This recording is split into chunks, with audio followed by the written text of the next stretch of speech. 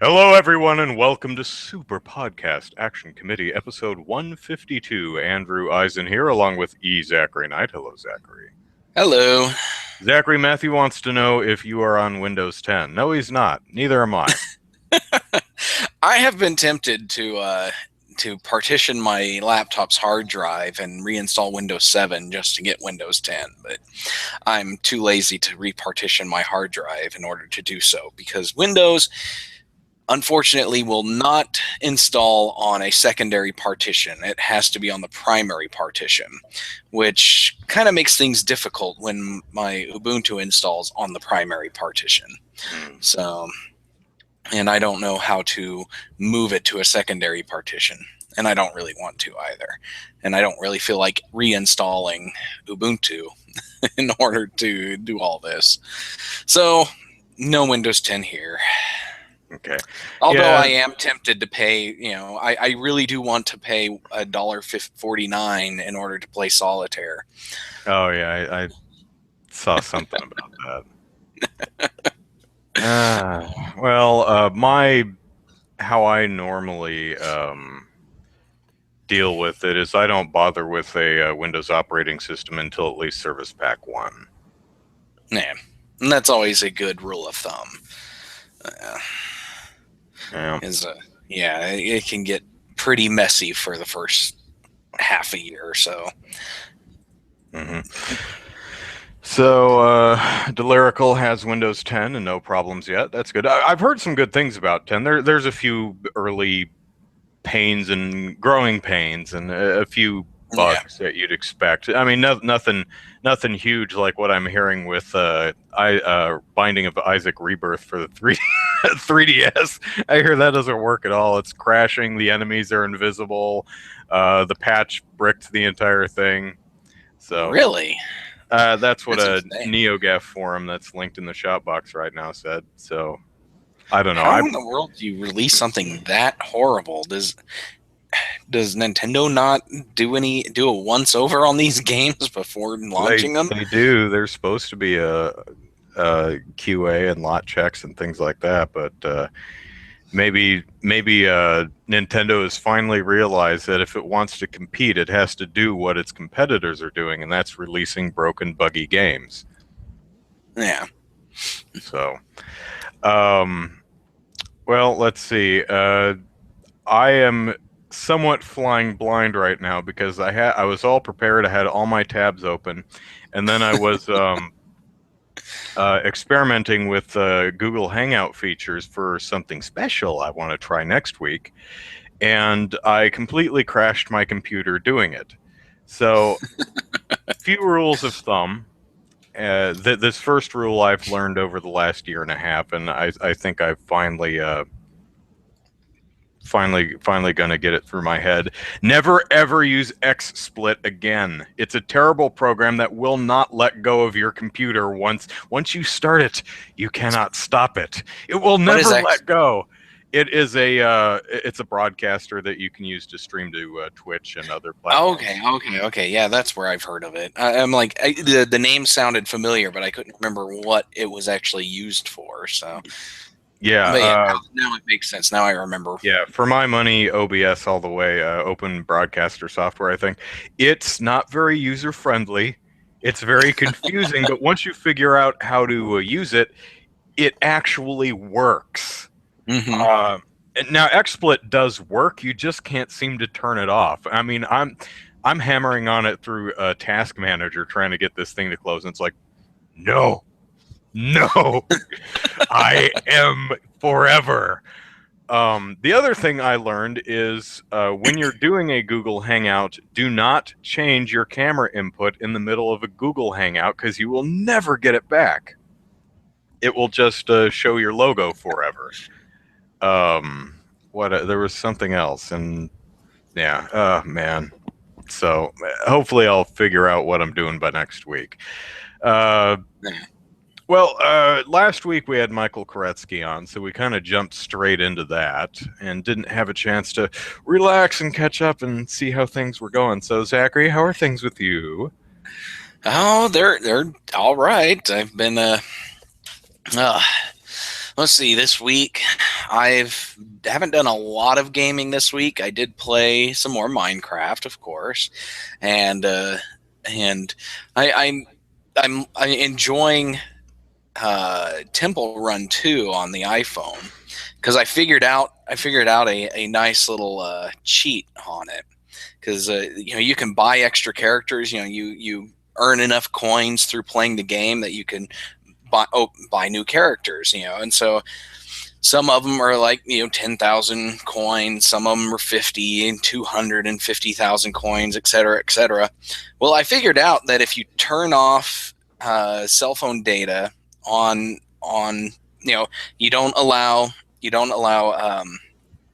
Temple Run to access the cell phone data plan, and you turn off Wi-Fi, the game allows you to buy any character for 20,000 coins. So you can buy these 250,000 coin characters for just 20 coins. So, or 20,000 coins. So I thought that was really cool, and so I've been buying up all the characters. I don't know what happens when you turn back on data, because I haven't tried it with to see what happens when it finally gets to connect. But hopefully I get to keep the characters. But I'm also, this is the start of August, and today's August 1st. So I'm working on a set of goals for my game development work for this month. I'm working on an adventure game right now, and my goal for that is to get the entire castle, because the game takes place in one single castle. I want to get the entire castle's level design work, at least the draft level design done, so that I can actually put a character in there and have them walk between rooms and everything, and get that going, and then get one boss animated and put in the game, and where you can actually fight them. So that's my goal for that. And then so next week, starting Saturday, is the Game Boy Jam, and I'm going to participate in that. It's a 10-day jam where you make a game Game Boy styled. So it's like, the resolution is 144 by 128, I believe, pixels, and you can only use 4 colors. If you're a real stickler, you can only use 3 colors and transparency for sprites, if the sprite has transparency. So but yeah, so I want to, I don't know exactly what I'm going to do for that game yet, but that's my goals for this month, game development wise. And other than that, I started that Rusty Outlook blog 2 weeks ago. So it's been live for 2 weeks, and everybody that I know who has read articles, they like them, and I get some interesting comments to a few of them. But I'm kind of running behind. I was hoping to be able to work where I was like a week ahead on articles, but I'm kind of running behind this week, and I don't have a full week of articles done yet. So I'm gonna have to really kick into gear in the first in the first couple of weeks, or first couple of days next week. So, but if I can't seem to keep 5 days worth of content, I may have to tone it back to 3 days a week, Monday, Wednesday, Friday. But I would like to keep it on a 5-day schedule, though, because well, I like it so far. I think it's funny. You do need to take an additional editing pass, because there's a few typos and boo-boos in them, but I tried a lot of the ideas are pretty damn funny. Yeah, and I've got others in there, other ideas, but I haven't fleshed out a few of them, and some I'm like, do I really want to go there? But couple things I want to mention. One, I just saw a picture of the cast of the new Ghostbusters movie show up at a hospital somewhere in costume and charity, and that's life. But I got to see the new Ghostbuster costumes and stuff. And what I noticed from the picture is the throwers for the proton packs are different than the prop we saw several weeks ago. This one, normally you had a handle, and then you had a kind of a box, and then you had another handle.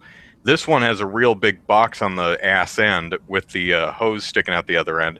So you're holding like a lunchbox handle. It's almost like a Gatling gun. It's really interesting. So it looks like the Ghostbusters are fussing with their equipment throughout the movie, maybe. And you can see what looks like is probably a PKE meter hanging off of Melissa McCarthy's belt. So that's pretty cool. That's cool. Let's see what else. There was something else I wanted to say and I forgot. So I'll just say that I've actually been playing a lot of games in the last 2 weeks. I played through all of the Nintendo Nindies, the Nintendo indie games where they released demos of 9 different indie games. And if you download and probably just download them, you get a some type 10%, 15% discount when they come out. And the ones that stuck out for me were can I even remember the names? No. There's one game. It didn't stick out very much then, huh? Well, I don't remember the name, but it's this game where you're this little spider tank thing where you shoot in any direction you push. So so it's almost like a dual stick shooter, only instead of a top-down view, it's a side view where it's a platformer and you're running left to right and jumping on platforms, but you can shoot in any direction above you. And the gun on this sucker's it's this humongous Gatling cannon thing that it just feels really good to shoot. And I really like that one. That was a lot of fun, and it has some interesting mechanics, and it runs really well. So I liked that one, and I liked another one. I don't remember what it was. Let's see. I also bought a few games because they were on sale. Nintendo had these group of games are on. If you own or buy one of these games, all the rest of them are 60% off or some really good deal. So I bought the really cheap one so that I could get 60% off of Guacamelee and I think a Shantae game, neither of which I've played yet. But the game I bought was called, I don't remember, but it's a puzzle game from Two Tribes, the company that did Tokitori. And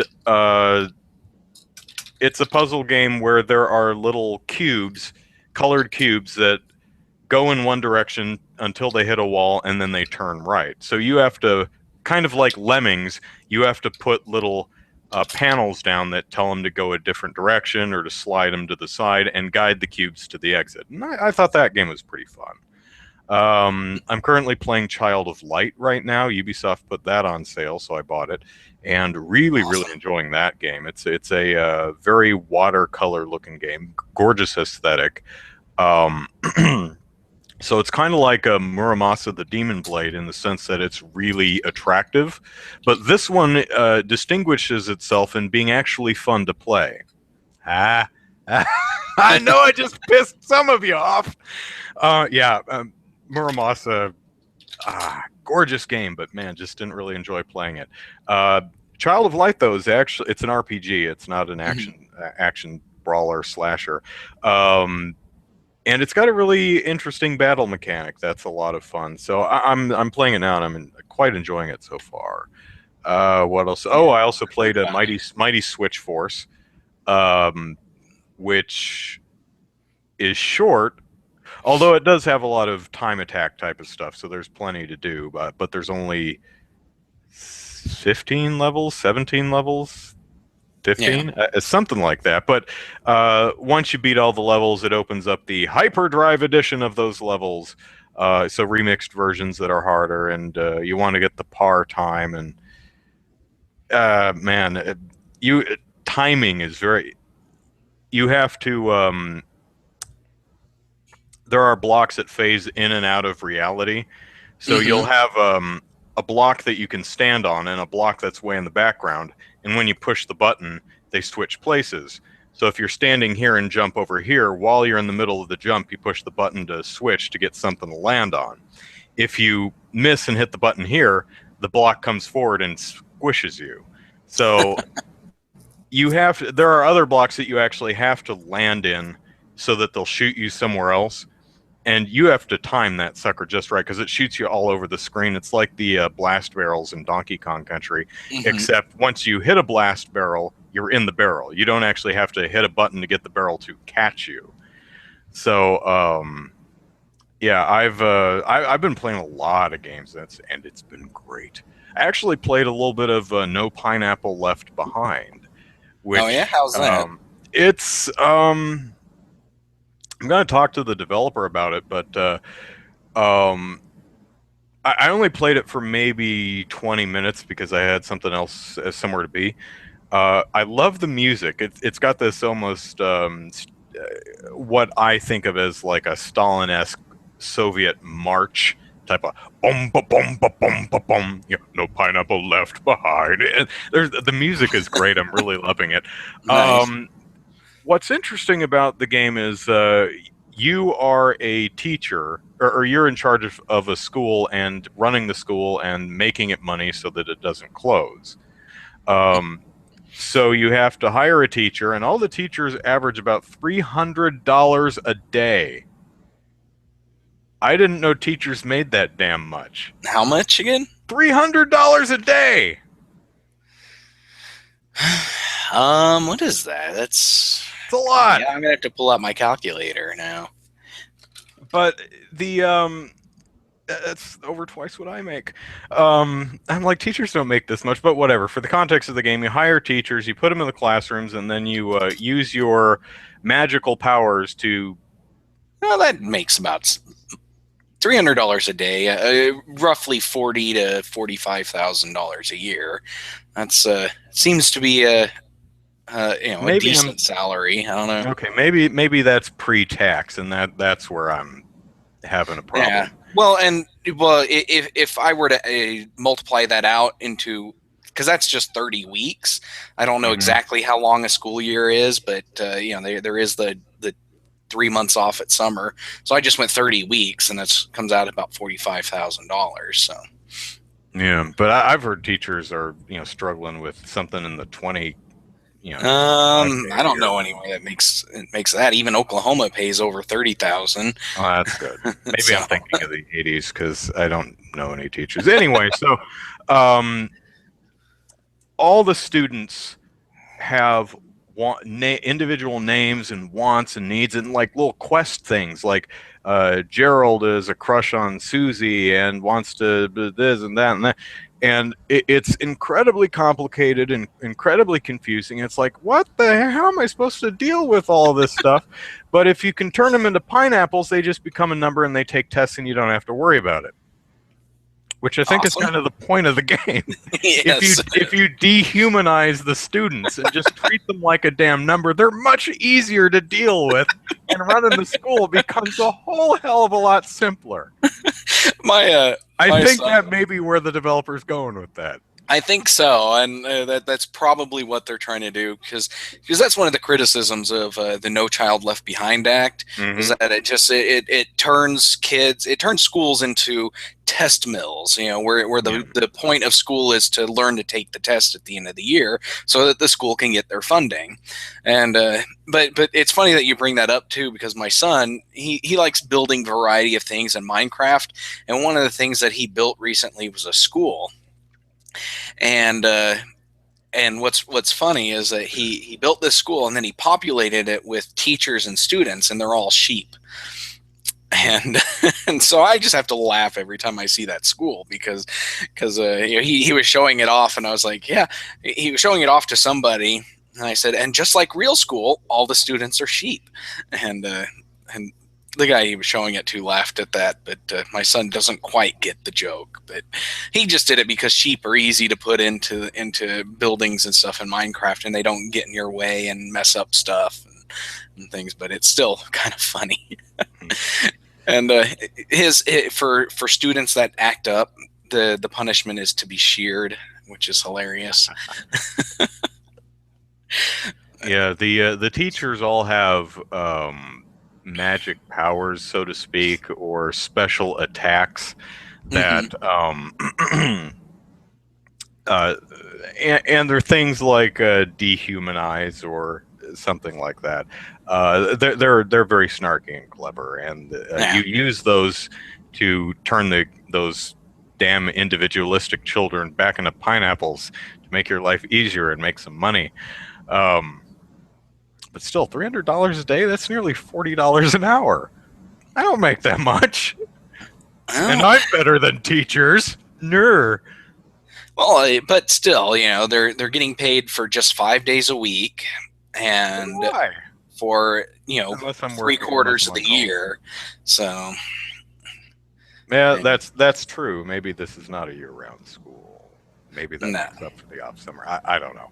But the first time I saw that, I was like, $300 a day. Then again, these teachers all have magic spells that turn children into pineapples. So I'd say they're worth at least twice my salary. I guess so. Yeah, definitely. Okay, let us talk about this week's poll, which was not timely at all because only 89 people responded to it. Let me regale you with a story of months past, where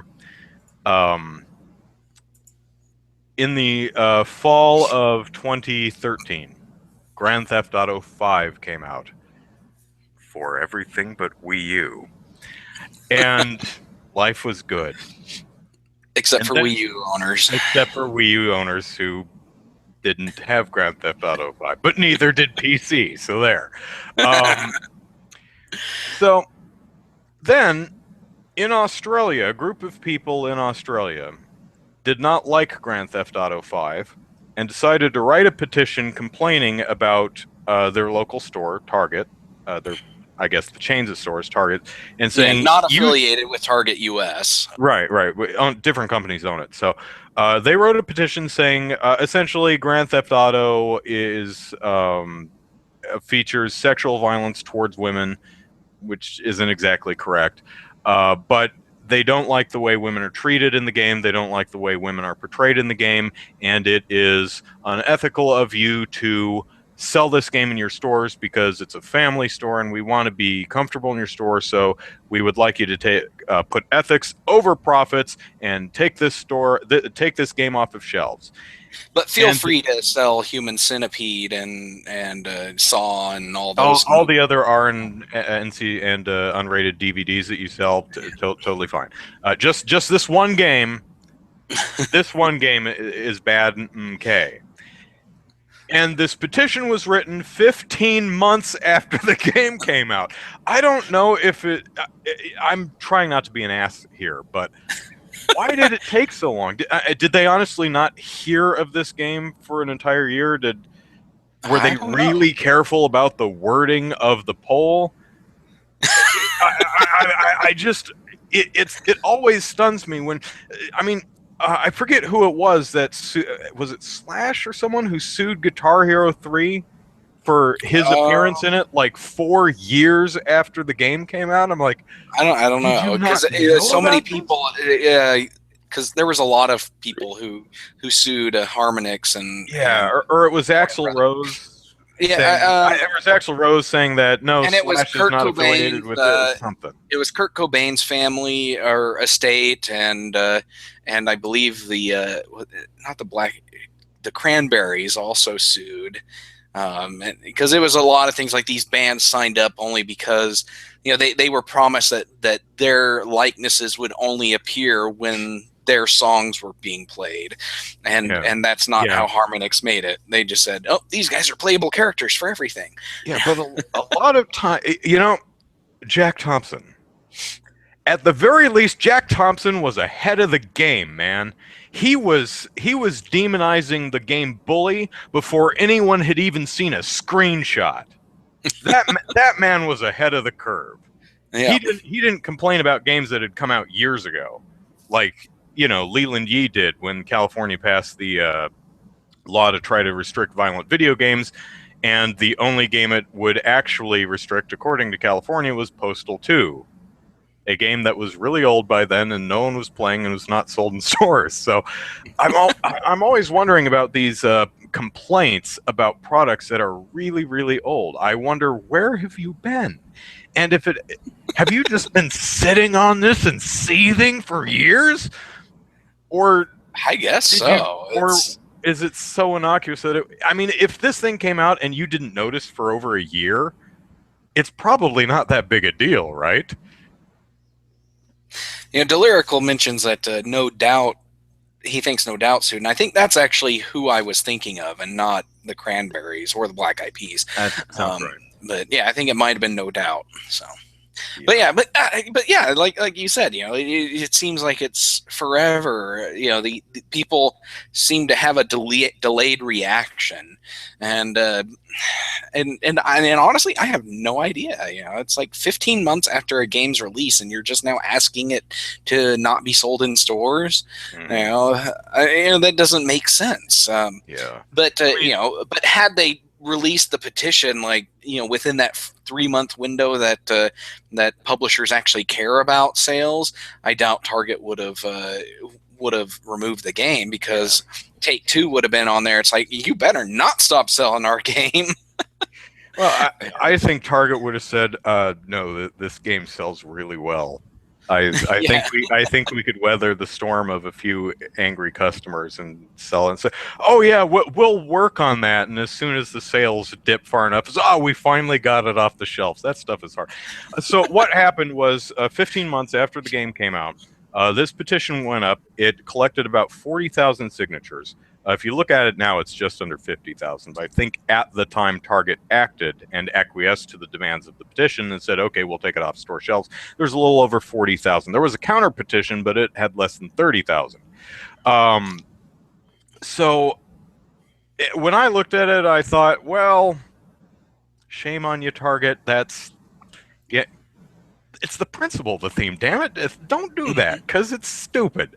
But I can kind of see it as a business decision, saying, well, Grand Theft Auto 5 is 15 months old. We're probably only selling 5 copies a week. It's worth the good PR. We care about families and not pissing off 30,000, 40,000 people who might not shop here anymore for a game, to sacrifice a game that's not really selling anymore because it's over a year old. That's what I assume happened, rather than that's the way I see it too. Rather than Target had some ethical epiphany and said, "Oh my God, we looked at this game and you're right. Shame on us." I seriously doubt that, but you never know. So, well, they do sell The Witcher 3 and various other games that have questionable content towards women. Right, so, but you have to give people time to complain. In about 15 months or so, I'm sure we'll see a petition complaining about Witcher 3. Anyway, but what you brought up is something I was thinking of. If the petition were timely, would Target have done the same thing? I doubt it. Probably not. So this, obviously, there's going to be a Grand Theft Auto 6. At some point, At some point. So the question is, will Target Australia sell the next Grand Theft Auto game upon its release? 39% said of course it will. 37% said yes, so long as no one complains about it. And 24% said no, that last petition scared it off the series. That actually surprises me. I voted, of course it will. The Grand Theft Auto makes too much money so for did the I. company to not sell. I don't think a petition would, even at launch, would convince them to not sell it. No, but not fairly close. We only had 89 people vote, but we have a sizable amount that don't have confidence in the cojones of the Target Australia, Target Australia. But everybody seems to think that yes, they are going to sell it. Other than those 21 people who seem to think that Target's tail is firmly tucked between its legs. Yeah. Delirical asks if Target Australia or Kmart Australia, owned by the same company, so they took it off the shelves too, are selling the PS4 and Xbox One versions of Grand Theft Auto 5. I don't know. That would be a good thing to look at. I would assume no, but I might have to see if I can figure out the URL of target.au or something like that and see if they're selling it. But so anyway, thank you everyone for participating in the poll. I know it wasn't a very timely topic, but it was something we were discussing in the shout box, and I thought it was interesting. So, they've got on their website, this is target.com.au. It has Grand Theft Auto 4 and episodes from Liberty City. Yeah, see, they Those just are the removed only Grand things Theft listed Auto 5, online. none of the other Grand Theft Auto games. Yeah. So they're it's not listing anything else online, so I don't know. Yeah. Now I think Grand Theft Auto 5 for PS4 and Xbox One had come out that fall, so 3 months earlier.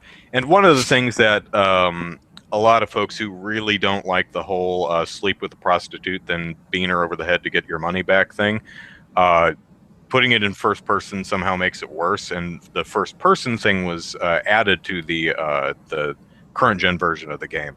So that may have been what prompted that particular petition rather than the game itself, but the hullabaloo surrounding the first person mode, which I think makes the game look even more ridiculous, especially the front seat prostitute encounters.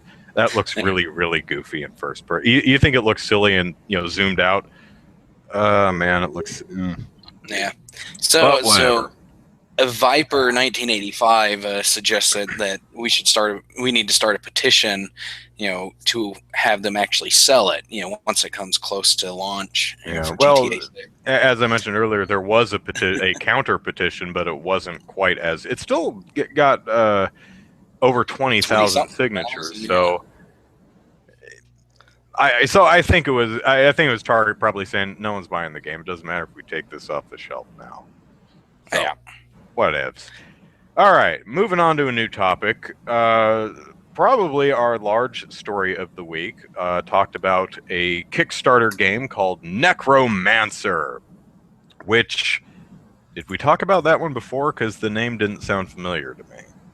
I don't think we've talked about it before, because it was 15 months ago when it completed. So it would have been well over a year when we would have talked about it, but I don't think we ever did. No. So the Kickstarter was successfully funded, I think, in like March of 2014, and the game was supposed to come out in May 2014 for backers, and then that summer for everyone else.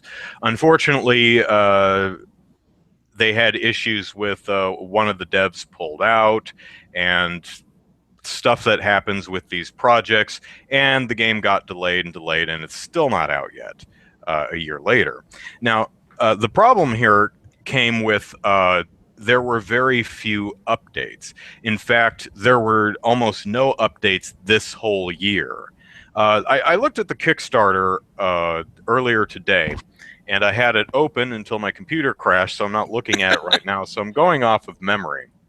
But, and this Kickstarter is done by YouTube personality Sargon of Akkad or something like that. Does that mean anything? Is that a reference to something I'm not picking up? I've always wondered that. I don't know.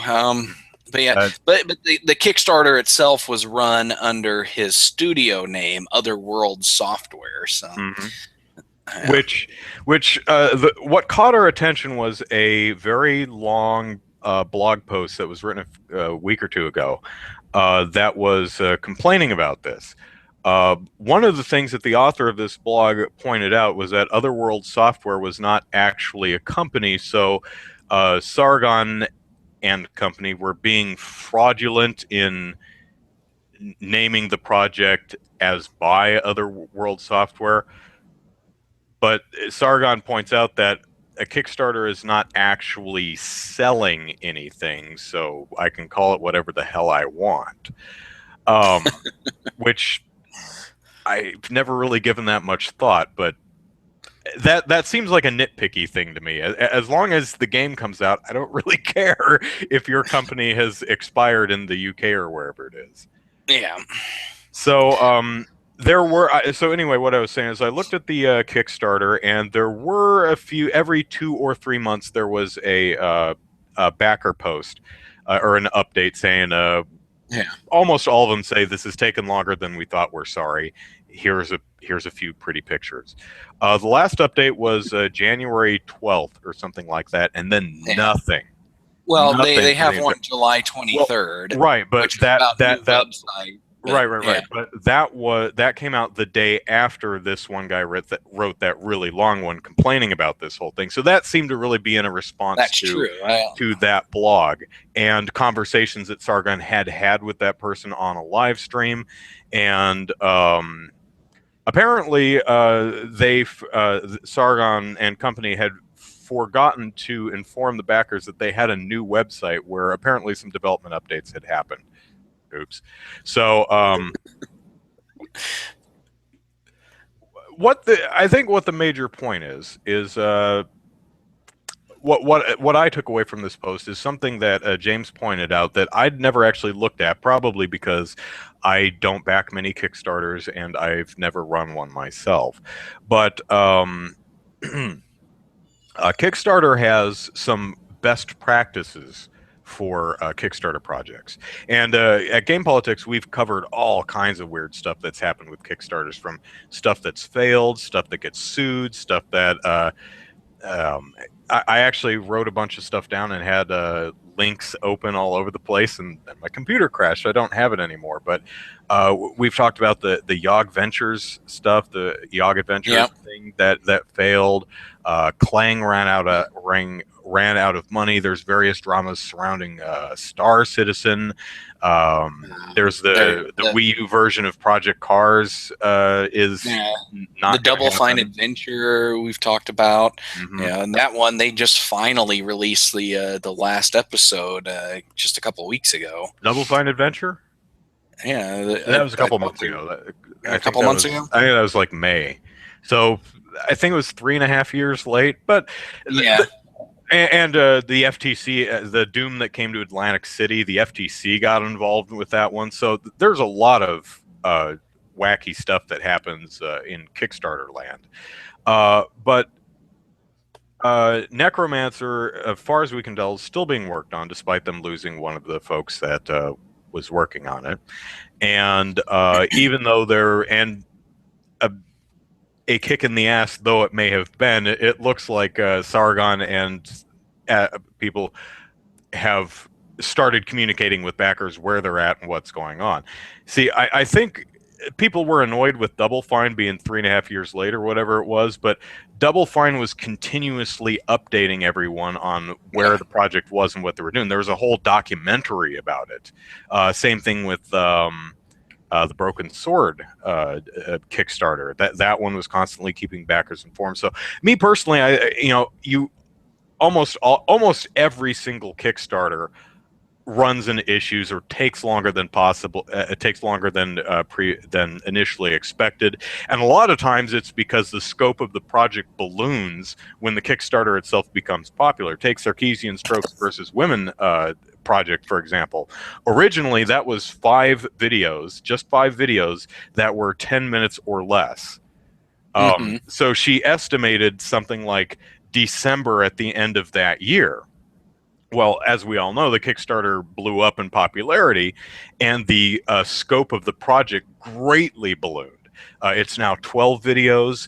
The videos are sometimes 20 minutes long. Sometimes they're multiple parts. The Tropes versus Women episode is 3 parts and nearly an hour in and of itself.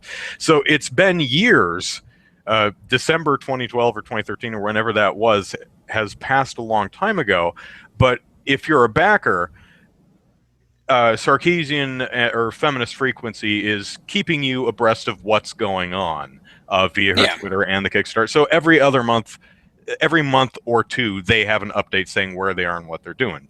Taking longer than you thought, but that happens with all of them. So I think the moral of the story, and I'll read the Kickstarter best practices things in a moment, but for me, I think the moral of the story is whatever's going on, just make sure it's transparent and make sure you're communicating with your with your backers, because now go ahead. But one of the things I want to talk about here is that this whole complaint about Sargon's late Kickstarter is because one of the popular complaints that GamerGate likes to bring up are people who have similar feelings to GamerGate who may not associate with the group. They like to complain because Anita Sarkeesian got $150,000 and has essentially run off with the money is how they see it, and because she doesn't release videos often enough according to them, and they're not sufficient quality according to them, and so it's like, so the question is, what have you been doing for the last 3 years with this $150,000? We haven't seen anything worth that, nearly that much. Videos very slowly. Yeah. And so, so that's a common complaint with people who like to gripe about feminist frequency and Anita Sarkeesian and other feminist game developers and stuff. And so this is this article that this guy wrote this piece with the goal of trying to shed light on what he sees as the GamerGate hypocrisy. They'll complain about Anita Sarkeesian, who is actually releasing content, but they don't complain about Sargon of Akkad being 15 months late on a game that he promised to be done in 3. Yeah, so that's okay, well, that is hypocritical for anyone actually saying that. So if you are a person out there in the internets who says it's okay when Sargon does it because he's GamerGate, but it's not okay when Sarkeesian does it because she's not GamerGate, that's silly. Don't be silly. Yeah. Being silly is silly. But but they are two different projects. I mean, it's kind of hard to compare because Sarkeesian's doing a video series. Sargon is doing a video game. It's not an episodic game. It's done when it's done, and it gets released when it's done. Sarkeesian has the luxury of releasing videos as they come out, rather than in a batch all at once. Sargon, I mean, unless he wants to waste even more time just doing incremental demos or alphas or something, that's a possibility. I mean, was it Inversion Software or someone who does the Prison Architect game, which is still early access, but I think it's coming out in October? Anyway, that's a game that I want to play, and I don't remember if I've actually picked that up or not. I think it might have been people in the chat box talking about some other interesting Kickstarter controversies that we've covered on Game Politics too. Shenmue 3, which and Red Ash, is that what it's called? Red Ash, yeah. Yeah, it's the other Inafune one.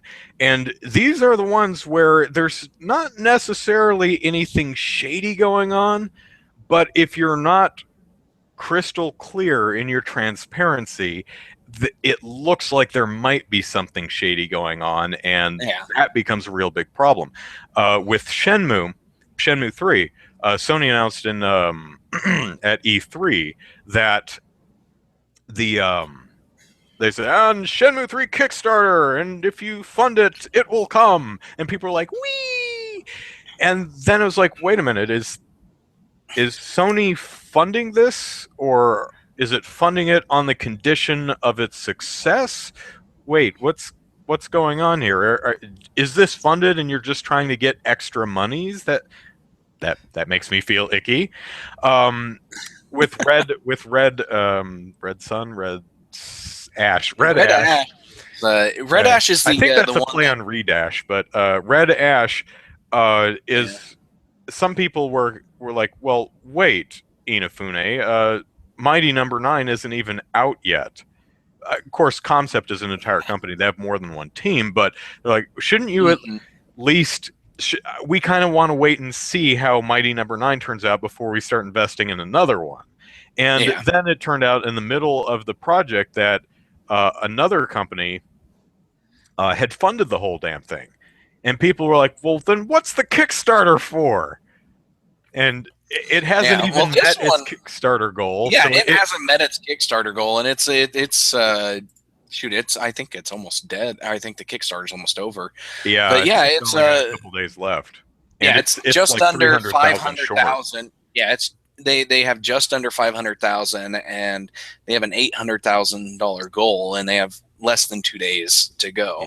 Yeah. But they announced that they're going to be privately funded, and the backing has kind of, when they announced that, they actually lost several $1,000s, with people pulling out their backing or their pledges, but then they went back up, but still they're not going to meet the goal. But yeah, and this one's really interesting too. This one's the one that's supposed to be that everybody's saying is supposed to be like Mega Man Legends, right? Yes.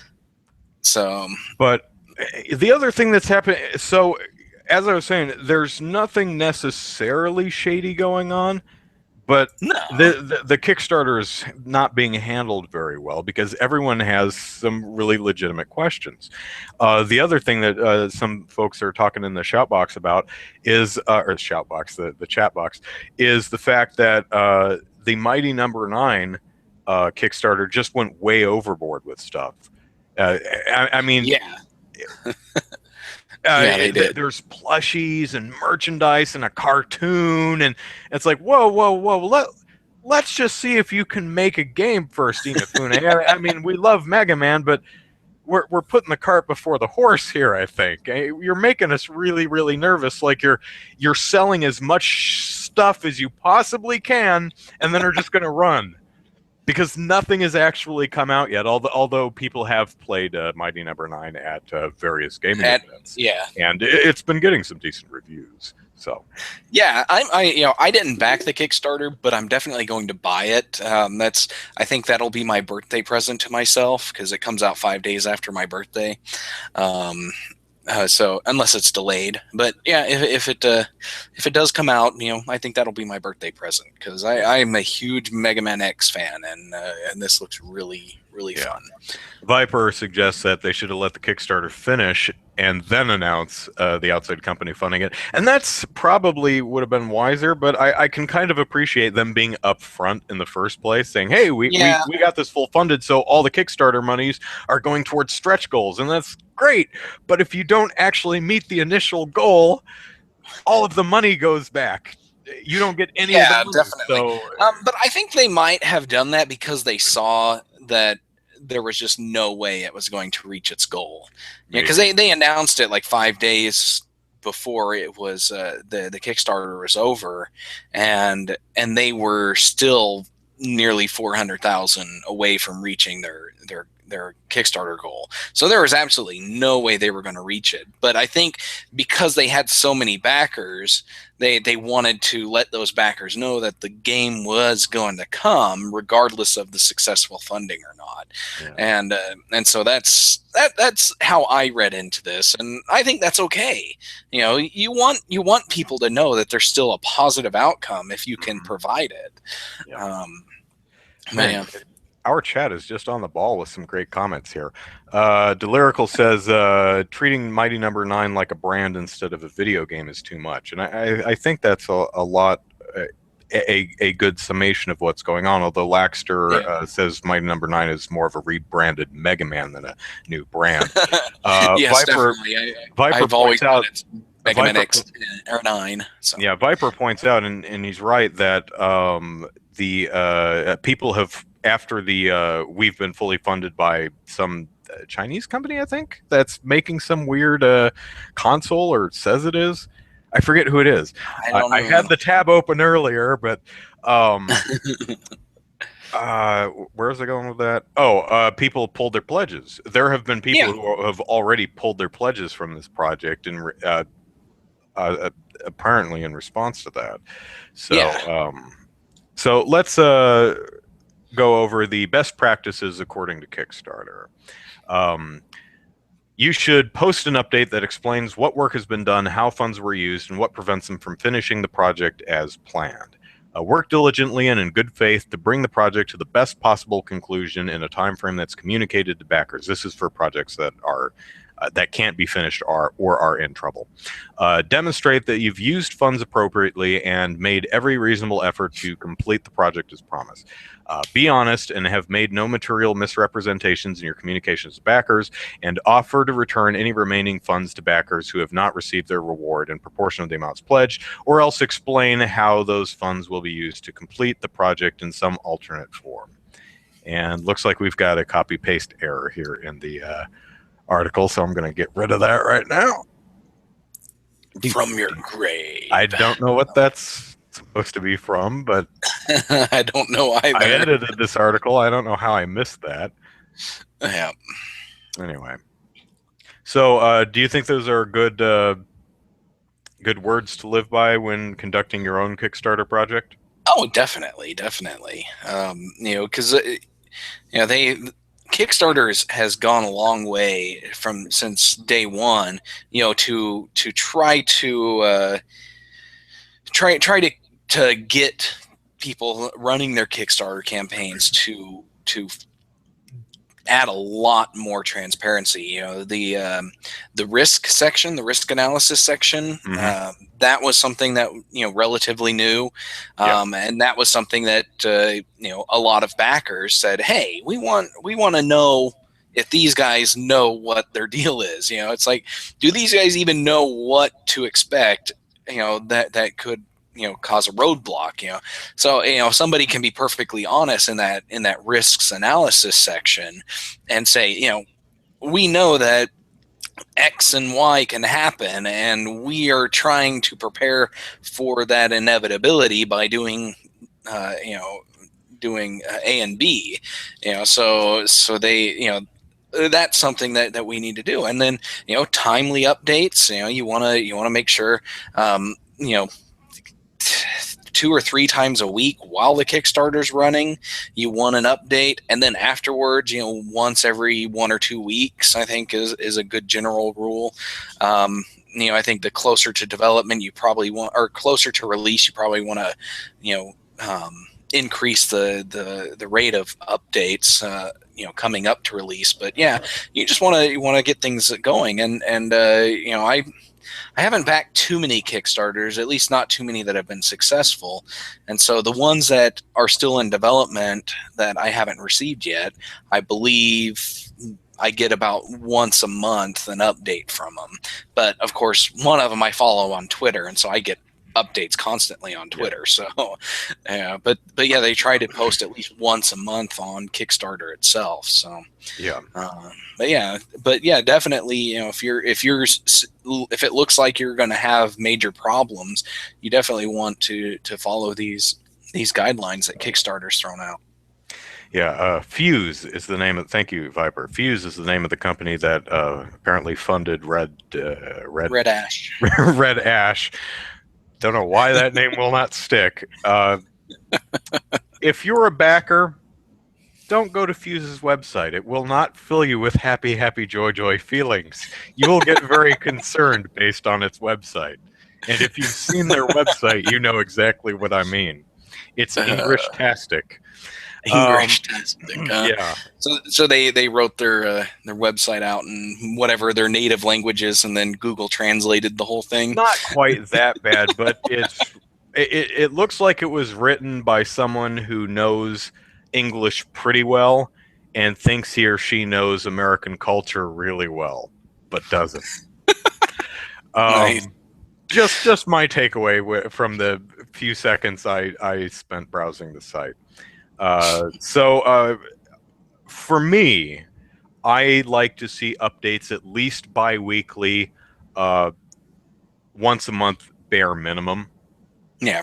I mean, you can get away with every other month, I suppose, depending on what the project is. But, if I have money in something, I want to know what's going on because I'm insecure. So there. Okay, so let us move on to a new topic because we've beaten that one to death. Oh, one more story that I put. You remember the one where these Kickstarter, 2 people launched a Kickstarter which had its own problems, but they boarded with some woman and then took advantage of some weird California law. They wouldn't leave and they wouldn't pay rent, but so they ended up squatting in her apartment while screwing up some Kickstarter. See if you can find that one on yeah, I remember that one. That was one of the weirdest stories we wrote. Yes, anyway. Definitely. Okay, so War Thunder. I have never heard of this game, but apparently it's a thing and it's been going on for a couple of years. And there's a Entertainment I've heard of. yeah, so have I. Yeah. But War Thunder's apparently been around for a few years. And there's a YouTuber in Russia who makes a modest living playing this game and talking about it and uploading new War Thunder videos every single day. Well, one of the producers at Gaijin Entertainment DMCA'd the crap out of this guy's YouTube channel and got it locked down.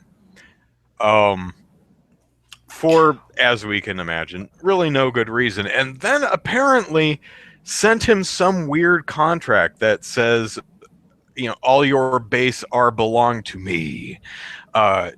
Weird things. Yeah, it was like some. We'll reinstate your channel, but you have to no negative comments and subject to these fines if you.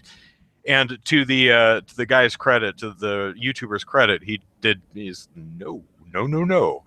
And to further credit, the CEO of Gaijin Entertainment said, "Well, that's crap.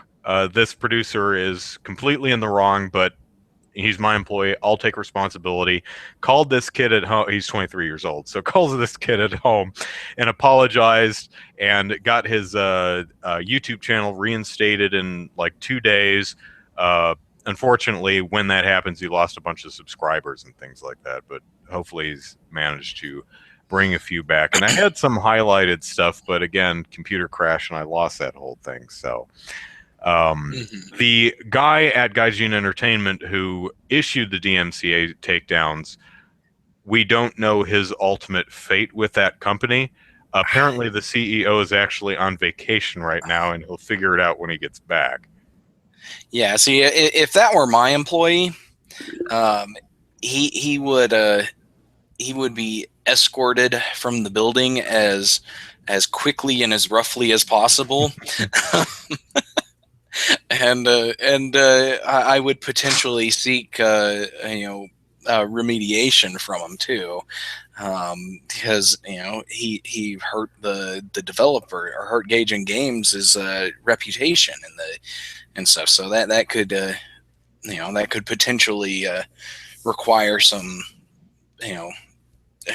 something from him, some skin off his back, so to speak. But yeah, this is just absolutely insane, and unfortunately, this is what the DMCA allows, and you don't have to be, you could be just anybody, and you could take somebody's YouTube account hostage just by sending DMCA notices saying that you are the person who owns the copyrighted content here. And that's what this guy did. While he did work for Gaijin Games, apparently he wasn't actually the guy in charge of sending DMCA notices, and apparently he had some really thin skin too for being that upset with this one YouTuber that he's willing to ruin the reputation of his company and shutting him down. If for no other reason. Now the CEO says, "We were just making our game and that is all. Of course our reputation is damaged after this.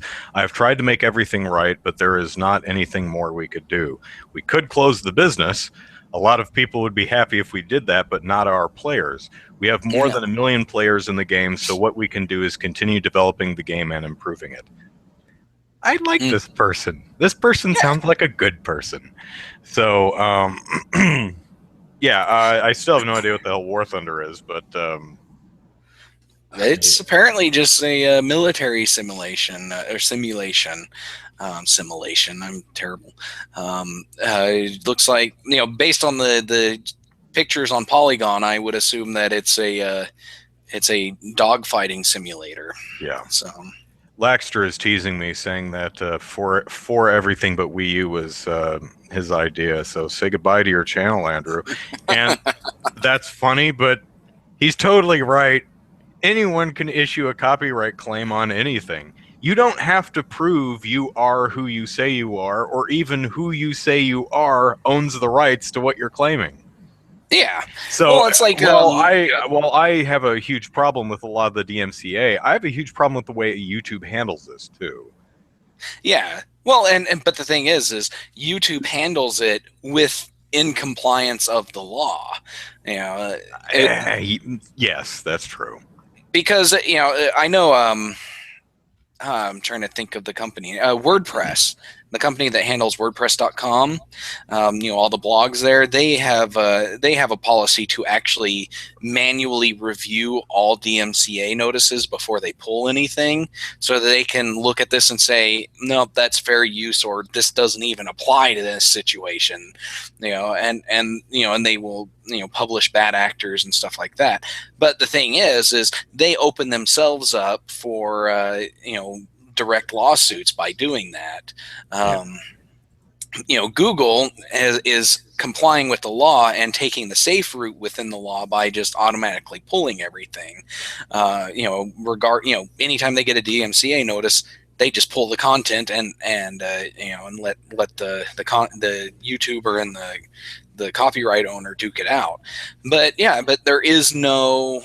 there's no oversight, so we get a lot of situations like this. We get situations where the chirping of birds gets flagged as the copyrighted content of some musician, and a bunch of other stupid things, and we get horrible situations.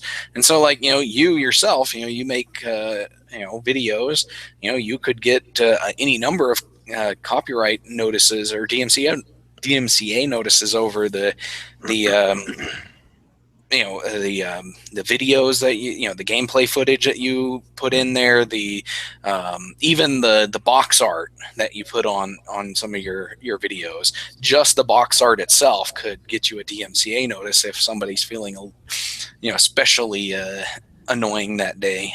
I've had a few claims. One claimed footage from a public domain movie. Of course.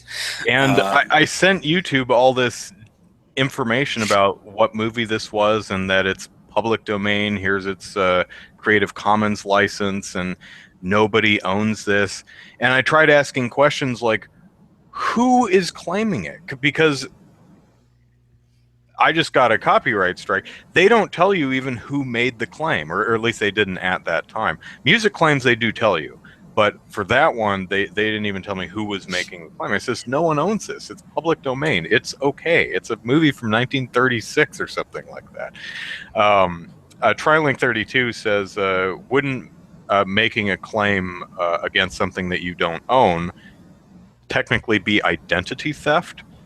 I don't think so. It's certainly lying. I don't think it's it's certainly theft. lying. It's not identity theft. I would say that if you're using Content ID to place ads on videos with content that you don't actually own the copyright on, that is pretty close to identity theft there. Not technically identity theft, but still, it could be argued that it's akin to identity theft. But just sending a DMCA notice, no, I wouldn't say that's identity theft. That's just being a jerk and lying. But yeah, because you're not actually benefiting from taking on that identity. Yeah, Matthew has a good idea. False claim, $10 million fine. Let's see. You better be damn sure about that claim now. Well, you see, and that's the problem with the DMCA is that you're technically saying under threat of perjury that you are the representative of the copyright owner, if not the copyright owner itself. Yeah. But the thing is that's such a toothless thing that it might as well just not be there. Now, if it were something akin to if this DMCA is proven to be placed in bad faith or sent in bad faith, you owe the actual creator of the content that you're taking down $175,000, which is the cap, the maximum statutory damages on copyright infringement. I would see, that would reduce the number of these robot sent DMCA notices, surely, and a lot of these bad faith ones, because if that were the case, this guy who making War Thunder videos could actually make a decent amount of money by suing this particular person, if not Gage and Games themselves. Which would be kind of a jerk move, because Gage and Games is taking, good at, responding to this very well. Yeah. Now, before we move on, I want to highlight a comment on the Game Politics article from Infofile, which is hilarious. In response to the, in addition to filing DMCA takedown notices, Kulikov also tried to get the popular YouTuber to sign a bogus revenue sharing contract. So that section of the article. Infofile says, meanwhile, Nintendo is looking on and wondering what Kulikov did wrong. And this is a throwback to Nintendo's Nintendo YouTube partnership that they implemented last year. And I don't know how well that's going. Have you heard anything? I've heard nothing on it. I don't know of anyone who actually signed up for the program. Yeah. Well, considering some of their best games weren't on the whitelist, who would? Yeah, we talked about this in an earlier podcast, but when it was relevant. But it was so weird, because what the contract looked like is you have to have a channel dedicated to this list of games. That's it. When you partner with us, you can cover these games and nothing else. Nothing else can go on your channel. Unless you wanted to sign up for individual videos, and which was more of a pain in the butt than it was worth. Because you had to sign an individual contract for each video, or something along those lines. And sometimes Nintendo treats things like it's the first time they've ever heard of YouTube, or the first time they've ever heard of user accounts or voice chat or HD graphics. We're gonna Nintendo knows what voice chat is. They know what it is, because they're deliberately leaving it out. Okay, so one thing before we move on, over on the YouTube comment section, Vededron says, "I don't like the with the glasses." I think that means you, Zachary. I don't think Vededron likes you. Oh, I'm sorry, Vededron. I will try to be better. Okay, so last topic of the evening. Razer bought Ouya, but Razer at one point claimed that it didn't buy the part of Ouya that made contracts with various game developers under the Free the Games initiative, which put aside, correct me if I'm wrong on this, but I think they put aside $1 million. And if your indie game Kickstarter was successful, they would use that $1 million to double your earnings as long as you were exclusive to Ouya for the first 6 months. Is that right? Yeah, they changed the terms later on, after they had a number of So they changed the terms where it's like, for every $10,000 you earned on Kickstarter, that's how many months you had to be exclusive, up to 6 months. So at $60,000, that's where the 6 month cap was at. But yeah.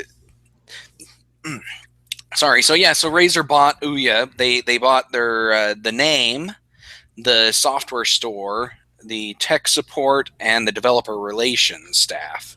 And that was all they bought. They didn't buy the hardware, because Razer makes hardware. They make Android micro consoles and controllers and mice and keyboards and that kind of stuff. They're basically a gaming peripheral company. But yeah, so they bought it, and everybody was like, "All right, Ouya was bought out," and then like the very next day, a bunch of developers, anonymously came forward and said, Ouya told us that they're not going to pay us the rest of the money from Free the Games Fund. And this, depending on which developer it was, that ranged from anywhere from $1,000 to $30,000. And so a lot of developers were upset that they weren't going to see this money. And it was like, they said that it was sometime late last year that Ouya sent them a new contract, because this is a different contract from the one that they signed when they signed up for the Free the Games Fund. And in this new contract, there was a clause added that this contract is void if either company ceased to exist in one form or another, either through bankruptcy or some other undisclosed thing. And so Ouya, according to these developers, according to Skype calls with Ouya staff, that meant, Razer buying Ouya out meant that the contract was null and void. And the most recent article said that the total amount that Ouya owed developers was $600,000, and that's absolutely insane. Yeah, I like the fact that I forget her name, but the CEO of Ouya, Julie Ehrman, had left the company like the day before this happened. Says, "I'm out." Yeah, $600,000. Nope. I'm good. Sorry, I'm on vacation. I left the company. Now, Polygon was reporting that a person whose name I'm going to try to pronounce told Polygon in a phone interview that he wasn't aware of the scope of Ouya's debt until indie developers started bringing it up. And he said to Polygon, what we want to do is make sure we support indie developers. Razer will be backing the new Ouya publishing arm, so we are going to try and make good on this fund and give these developers an option. That doesn't I may be missing a quote because, again, computer crashed and I lost the whole thing, but that doesn't specifically say we'll be doing this. It just says that developers will get an option and that we'll be looking into it and trying, which is good because legally Razer may actually have no obligation to cover that contract. Yeah, legally I don't think they do because they didn't buy the whole Ouya company itself. They bought the name and basically certain departments of the company. So they didn't buy the company as a whole. So those obligations may not, actually be theirs. I myself, when I heard about this, I was like, Ouya themselves or Razer needs to do something, to get these people their money. Ouya, I don't know exactly how much Razer paid Ouya for the name and those departments and stuff, but I would assume they got enough that they could have just, taken $600,000 and paid it to lump sums to these developers and just said, hey, the rest of the contract's null and void. Here's the money we owe you, and called it quits. That would have been a good thing. But Razer coming in and saying, "Hey, we're going to do our best to honor this." That's awesome. I love Razer for doing that. And so, part of their deal, Razer's looking into this. This isn't set in stone, but they're looking at going ahead and paying these developers, and depending on how much they pay them, they've got to be able to provide a certain number of basically free copies of the games on their Cortex store. So it's like, if you got $10,000 from Razer, you've got to let us give away 1,000 copies of your game on our store, or something along those lines. I forget what they actually said. But yeah, to me, yeah, that's fine. Okay, it says Tan explained if a developer was given $10,000 under the fund and they're selling their game for $10, they'd have to give away 1,000 copies on Cortex, and so for every 10,000 or however much it is, however much they pay the developer, that's going to determine how many copies they'd have to give away, and and they're not they're scrapping the exclusivity entirely, so you could put your game up on Cortex but still sell it on Steam and iTunes and Google Play and everywhere else too. You don't have to sell it just on Cortex, so that's a good thing too. But yeah, this is a really weird situation, and unfortunately, they had this big stink that probably shouldn't have had to happen. Yeah, but I can kind of see that catching Razer completely off guard, being, huh? What? Contract free the games? What? Oh. Yeah, well, the Razer CEO was, on his way to China Joy Game Show, according to Polygon, when he heard about this. So he was like at the airport, and he's like, crap, and emailing and calling people and finding out, what's going on and what can we do about it, and and all that stuff. So he's did a pretty good job thinking on his feet. So yeah, all the bad stuff happens on the weekend. For example, IGN Wiki Guides had I thought we were getting spammed by some jerk, but it looks like some technical error that was constantly flagging pages, which comes to a support group which I'm on. And so there's no one up at IGN right now because it's Saturday. So I had to email Sam and Brendan and I think John, and say, if any one of you are watching their email, could you contact tech support and tell them to get this, because we've had about 80 emails in the last hour. So yeah, it never happens during the weekday. It always happens in the middle of the night or on a weekend or when you're on vacation. Such is the nature of things. Murphy's Law. So all right, I think that is our show for the day.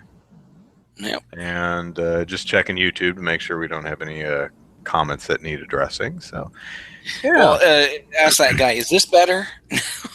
I took off my glasses. Is that better? It's not you, it's just your glasses, man. I do notice that my glasses reflect my computer monitors, unfortunately.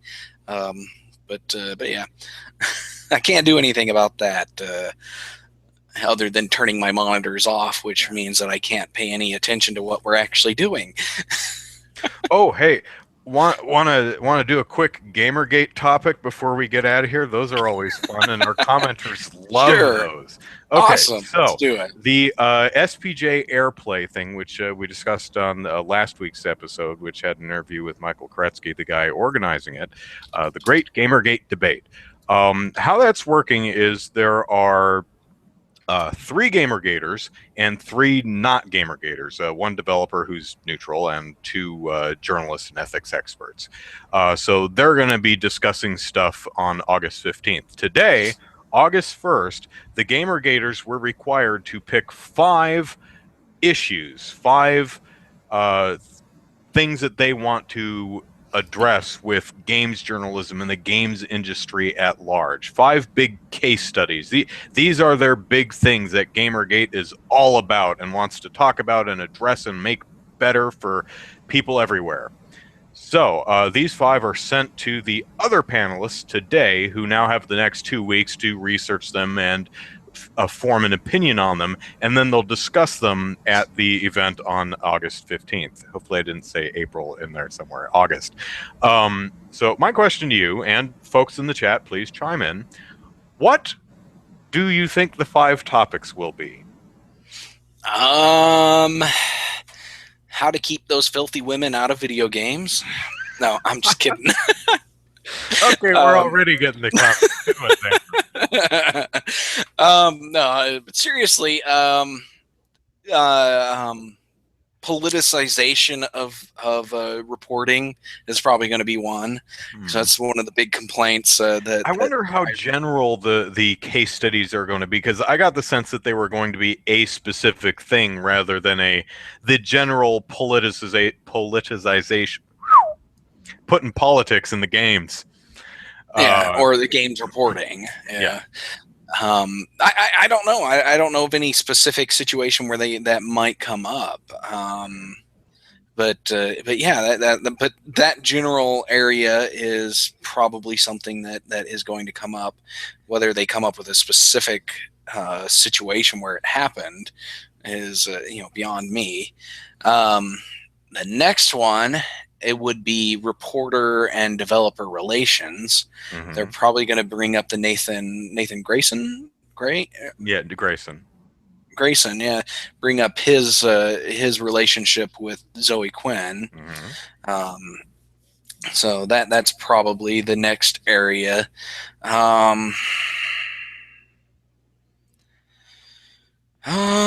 can't. I'm trying to think of something else because really that's all I ever see. Maybe the Games Journal Pro mailing list. Okay. That will probably be something else. Coordination and as somebody on our shout box put it, the cabal of games journalists. So. I'm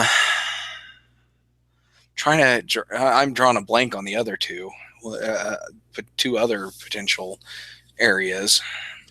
Delirical suggests review scores and Anita Sarkeesian's videos. Go ahead.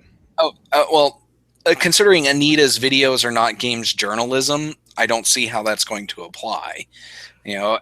Maybe the coverage of them. Possibly. But I don't see how that would apply because it's newsworthy stuff.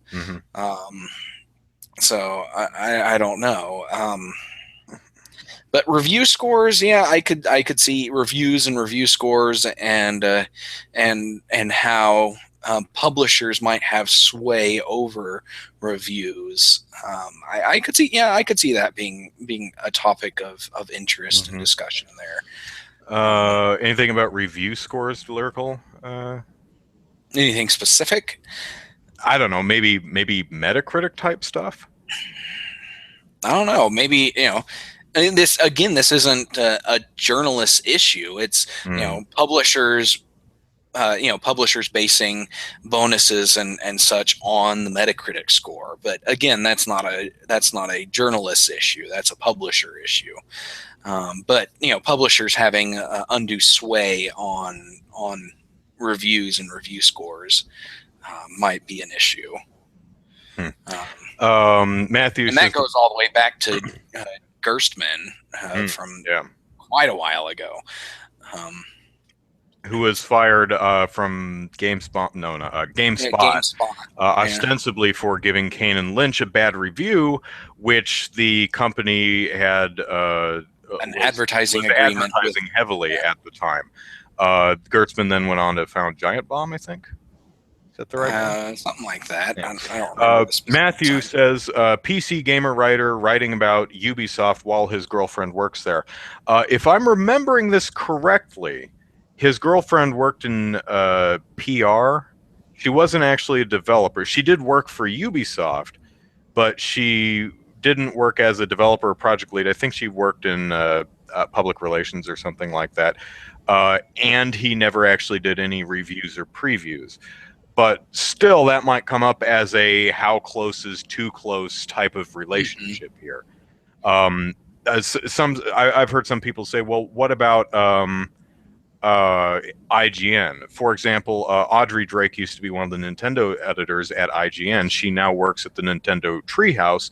So is there any problem with IGN covering games from Nintendo when they're being worked on by someone who used to work at IGN? How far is too far? How close is too close? Where do you draw the line? Maybe they'll talk about things like that. Delirical suggests, as far as Sarkeesian goes, if they'll ask if her work, Sarkeesian's work, is games journalism. I would say no. I would say no. They're commentary and critique. They're not journalism. Yeah. As Laxter points out, they're more akin to documentaries than journalism. And that's definitely true. Yeah, Laxter asked earlier, when are they releasing the cases publicly? Is it not until the actual event? I asked Koretsky this last week, and he said the current plan, this could change, they could leak, and probably will. But the plan is to keep them amongst themselves until the actual event. I would be surprised if these don't leak like today. But we'll see. The plan is to we won't find out until the actual event on the 15th. So did we come up with 5 different case studies? Yeah, I think that was 5, or at least 5 general topics that the case studies may address. So, so we'll see. It'll be interesting. All right, folks, that is our show for this week. Thank you very much for watching. So let us plug our stuff and get the heck out of here because I've got games to play. All right, Andrew Eisen here. Eisen is the last name. Plug it into YouTube to find all my silly videos. Oh! Nintendo, why won't you let me give you my money? Has long been my highest viewed video at like 150,000 views. That has finally been surpassed by the Lego Batman walkthrough, which is a video I made and I worked on and I've edited and voiceovered and I'm proud of it, but for some reason it kind of rubs me the wrong way. And I don't know why. Well, when I you know, speaking of that, you know, when I finally finish my castle in Minecraft, I'm going to do a video walkthrough of it and post that on YouTube. And I'm afraid of how many hits that will get because Minecraft seems to be a very popular video topic on YouTube.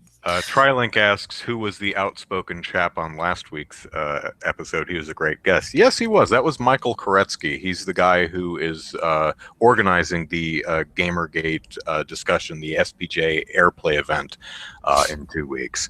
If any of you want to watch that episode, it's on my YouTube channel.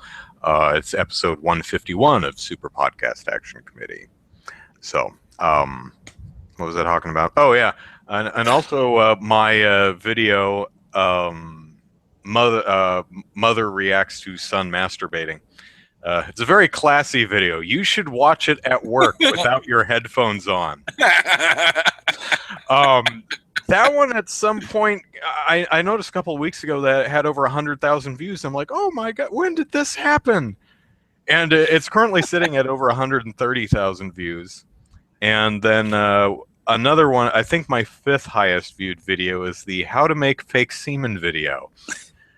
And then my 4th highest is the Terra censorship video, which has the pedo Andrew character. You know, the I love children. That character. Which I still get comments on that video today. I'm still saddened that your games could sell to video. It didn't do as well as it could have, because that one was awesome. Yeah. Oh, the Old Spice parody. Yeah, the Old Spice parody. Yeah. Yeah, I think and you put a lot of work into that. I know. I put a lot of work in that, and it was. I think it got like. I think it's currently sitting at under 40,000 views. IGN picked it up and hosted it for about a day. And then people didn't like the I'm on a whore joke at the end, and so they pulled it down. But I think it had about 40,000 views for the day or so it was up there. Kotaku also linked to my video. But I had a lot of people tell me that, man, I expected this one to actually go viral. The problem is so damn fluffy. Yeah. The problem with that video really is I didn't shoot in HD, and that was before I got an HD camera. The camera, Kyle, I forget his last name.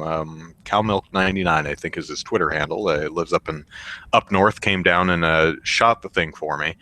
He could have shot in HD, but at that point, I didn't know if I would be able to crop it to 4:3, and it had to be 4:3 to cut off all the people on the sides of the frame who were helping me perform that video. So I shot it standard def just to be safe because I only had time to maybe do 6 takes. And unfortunately, that lessens the quality of the video. You know, it's SD now, and that's a big damn bummer. The other thing that I kind of regret in a way is There were a few. There were some people who really didn't like the "I'm on a whore" joke at the very end, and they interpreted it in a way that what I was trying to communicate with this video is all women are whores, which is not what I was trying to communicate with the video, and it took me a long time in talking to a lot of different people trying to figure out where in the hell they were getting that from, and I think what it was is this: Monica, the actor who was in the video with me, um, was someone local I picked up because she said she'd do it and she was available on that day. I had 10 people working on that video at the same time. It was a matter of who can we get in this one place at this one time. Her costume was, I told her, wear whatever the hell you're comfortable wearing. Don't care. She was wearing like capri pants and a blouse. So I think what might have happened for the folks who took offense at that end joke is they see a woman who's dressed not as a stereotypical prostitute, you know, leather miniskirt, high boots, things like that, but a woman wearing what any woman would be wearing, pants and a shirt. So they take that and say, okay, well, she's dressed as any woman, so she represents any and all women. And Andrew's calling her a whore, so Andrew's calling all women whores. Certainly not my intention, but I guess I can follow that logic. So if I could do the video again and had all the time, budget, and resources at my disposal, I would shoot it in HD to make the picture better. And I would have splurged for costuming for my actor to make it really clear that this singular individual right here is a whore. This one right here I'm pointing at and talking to, not all women. Yeah. It would be kind of like if you pointed at someone and said, I'm pointing at a police officer, and it was just some person wearing pants and a shirt. You'd be like, what? What are all people? Just some random? Are all people police officers? You'd want them wearing a police officer outfit, and while there's no standard whore outfit, there are visual indicators of that. You know, leather miniskirt, thigh-high boots, low-cut tops, things like that. Overdone makeup, wild teased hair. I'm probably thinking more 80s than anything else now, but I think that is why some people reacted negatively to that that particular gag. Some people have asked me, and I know we said we'd end the show like 10 minutes ago, but people have asked me, would you do that joke any differently other than making sure the costume made it clear that you're not that you're talking about one individual character and not all women? I think I would tell the exact same joke because, one, I think it's funny. Two, I honestly can't think of anything better, and I tried because that joke requires another actor. If I could think of a version of that joke that didn't require another person on set with me, I would have went for that one, but I couldn't think of anything. And no one's been able to suggest anything either. So, and I also think it worked really well for what I was trying to say with the video, which was essentially, I have money, Nintendo. If you won't let me buy your games that they weren't bringing over to North America at the time, I'm going to spend it elsewhere. In the context of the video, it's on a whore to play a browsing game of horsey. But practically, it would be, I'm going to spend it on your competitors. So, also, I love wordplay. You know, whore sounds close to horse. I mean, if whore actually meant librarian, I guess no one would have been offended. But that is something you run up against. Is no matter what you do, someone is going to take offense. For example, some people are really disturbed by that whole pedo Andrew character I do in the Terra video. It's like, are you really a pedophile? What?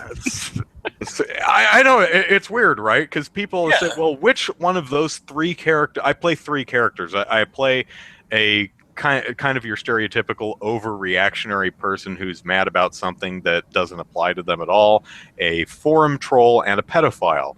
And some people are like, well, which one's you? I'm like, none of them. They're all characters. It's the pedophile. It's the pedophile, really. And I do like peaches. No, it's an apricot that I'm eating. I take a bite of a juicy apricot with my face like right up in the camera. I'm like, it tastes so sweet or something like that. It's really gross. Your skin will crawl watching these videos. That segment has some of the worst puns and word plays I think I have ever written. My personal favorite is children come easy to me and I to them. And I was writing this, I'm like, I'm such a horrible person. So yes, you are.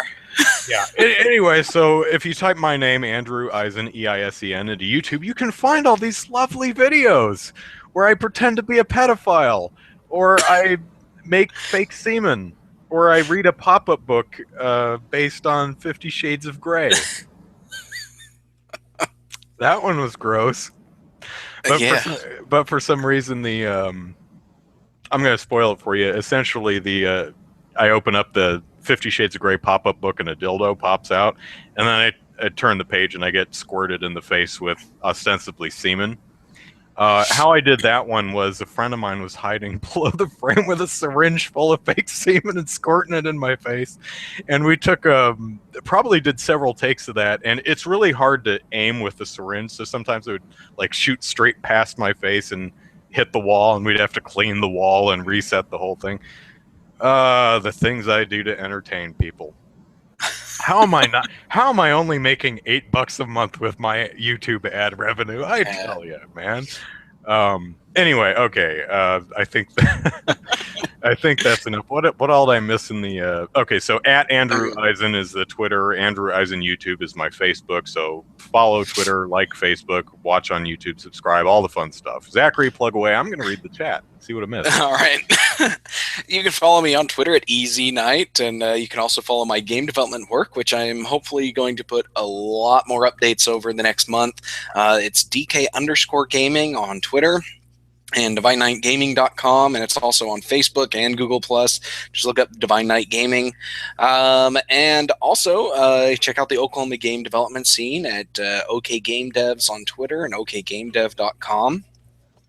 And finally, follow my new website, Rusty Outlook, where I write lots of fun stuff about the games industry. Follow that on Twitter at Rusty Outlook, and rustyoutlook.com is the website.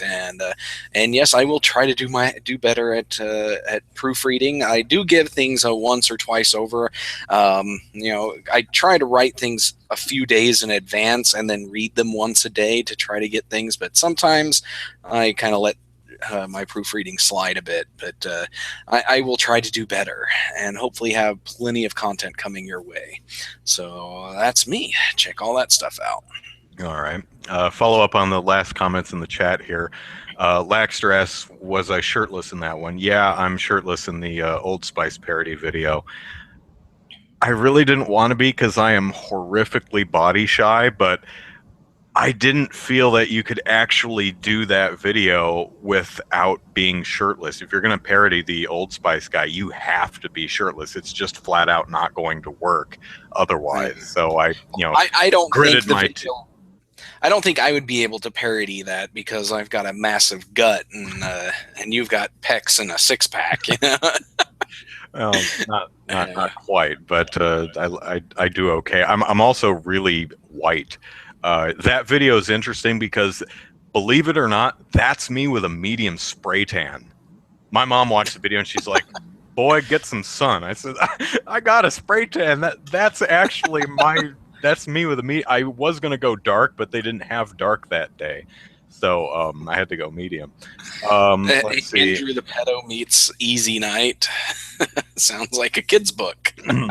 The outspoken pedo troll. Possibly a new video series, maybe. Viper says, so Batman, Semen, Masturbation, Nintendo, and Pedos are my top 5 videos. Not sure what to make of that. Yeah. Trilink asked, did I have to pay for those videos to be made or shot? In the sense that all costs were incurred by me or covered by me, yes. The Old Spice parody cost me something like $200 to do. Most of that was the 5-package spray tan deal. I think that was $100. But I also catered lunch for the 10 people that were there. That cost probably around $40. The set that I used, the background for the shower, I had to buy that and the poles and the bucket and a few of that. So I had some costs, and I think that ended up costing me about $200. Occasionally, you'll see me with a prop in a video. I bought that. The dildo in the pop-up book video is actually a friend of mine's. Yeah, a friend.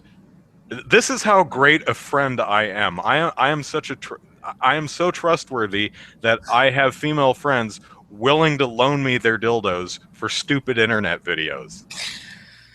That's what a great guy I am. Because man, oh man, I was gonna buy one, but holy crap, they're expensive. Oh my gosh, Zachary, have you ever tried to buy a dildo? No. No. Okay, well, believe you me, those things are more expensive than you think they're gonna be.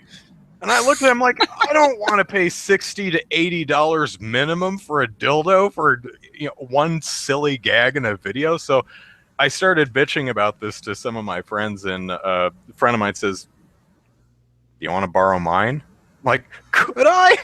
Please? Sure. Let's see, what else we got here?